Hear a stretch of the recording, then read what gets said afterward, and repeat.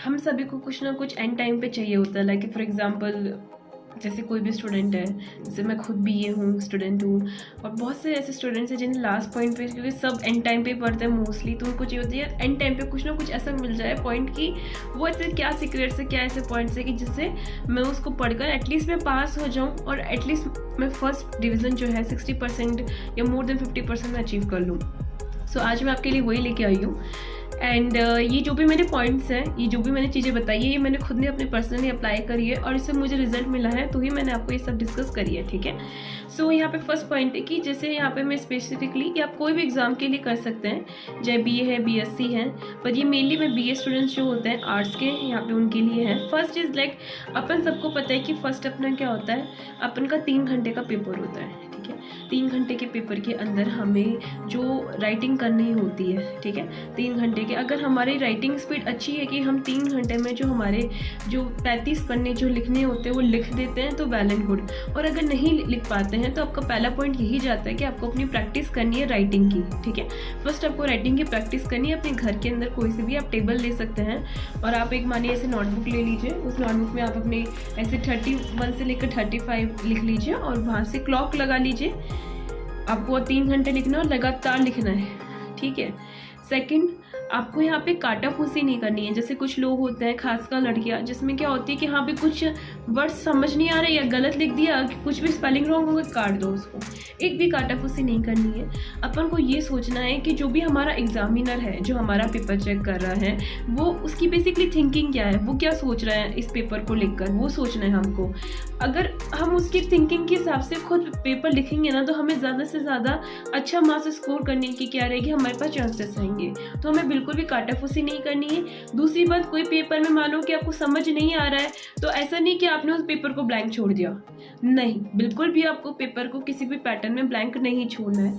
और आपको क्या करना है, जैसे देखो हर पेपर का क्या होता है, एक पैटर्न होता है, एक सेक्शन वाइज डिवाइड होते हैं। आपको वो पेपर को सेक्शन वाइज डिवाइड करना है, देखना है कि क्या क्या है, और हर एक सेक्शन के अकॉर्डिंग आपको क्वेश्चंस लिखने हैं। ठीक है, कोई क्वेश्चन भी नहीं छोड़ना है। एंड यहाँ पे आपको क्या करना है, नंबर वाइज लिखना है। जैसे फॉर एग्जांपल आपको एक फर्स्ट सेक्शन है वेरी शॉर्ट का, तो वेरी शॉर्ट और लॉन्ग आते हैं, तो वेरी शॉर्ट के आपने सारे क्वेश्चंस लिखे नंबर वाइज, जो जितने समझ में आते उतने आपने उस एंड टाइम पे लिख लिया जल्दी से, और फिर जो नहीं समझ है उसने आपने थोड़ा लेट सोच लिया। ऐसे नहीं कि भाई जो नहीं समझ रहा है आप उस पर स्टक कर रखे हो। दूसरा शॉर्ट के लिख लिए, इस तरह से लॉन्ग के लिख लिए। अब सबसे अमेजिंग बात क्या होती है, लोग सबसे ज़्यादा घबराते क्या है, क्या गलती करते हैं लोग, मैं आपको एक बहुत अच्छी चीज़ बताती हूँ। वो क्या करते हैं, शॉर्ट और वेरी शॉर्ट प्रिपेयर करते हैं। उनको लगता है कि हाँ शॉर्ट वेरी शॉर्ट प्रिपेयर करेंगे तो पासिंग मार्क्स तो हो जाएंगे।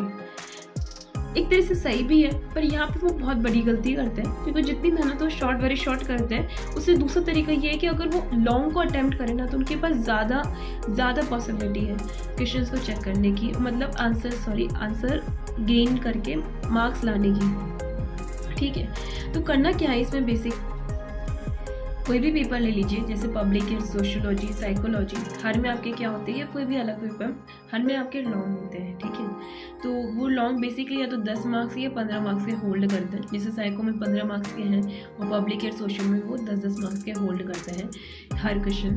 तो आप क्या करो, उसमें एक आप दिख रहा, हर एक पेपर में एक पैटर्न होता है, वो पैटर्न से आपको आंसर्स लिखने होते हैं। जब आप कोई सा भी पेपर दे दो, socio, public ad, psychology, XYZ, कोई सा भी पेपर दे दो, आपके हर पेपर के अंदर एक पैटर्न होगा।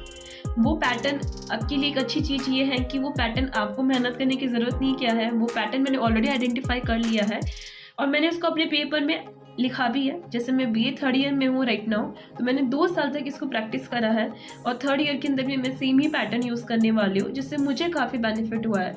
लाइक मेरे BA 2nd ईयर में मुझे इससे काफ़ी बेनिफिट हुआ कि मुझे एंड टाइम पे मैंने पढ़ा, और मुझे एंड टाइम पे पढ़ने के बावजूद और तो सब करने पर भी ईजिली मुझे 76% सेकेंड ईयर में आ गए। कैन इमेजिन, जस्ट 76%, वो भी लास्ट मोमेंट पे, वो भी BA के अंदर। लोग सोचते हैं कि यार पास हो जाए, मेरे लिए वो इनफ है। सो आफ्टर दैट अब मैंने क्या यूज़ करा, क्या स्ट्रेटेजीज यूज़ करी। तो क्या आप वो स्ट्रैटेजीज और वो पॉइंट्स जानना चाहते हैं, तो वही स्ट्रैटेजीज और वही पॉइंट्स मैं आपको नेक्स्ट वीडियो में बताने जा रही हूँ। If you want that particular video, just right in that video, जो इस वीडियो के अंदर आप DM करिए पार्ट 2, और मैं आपको और भी मेरे पास 2-4 जो भी टिप्स है, जितनी भी अच्छी टिप्स है, मैं आपको सारी शेयर करने जा रही हूँ। So stay tuned.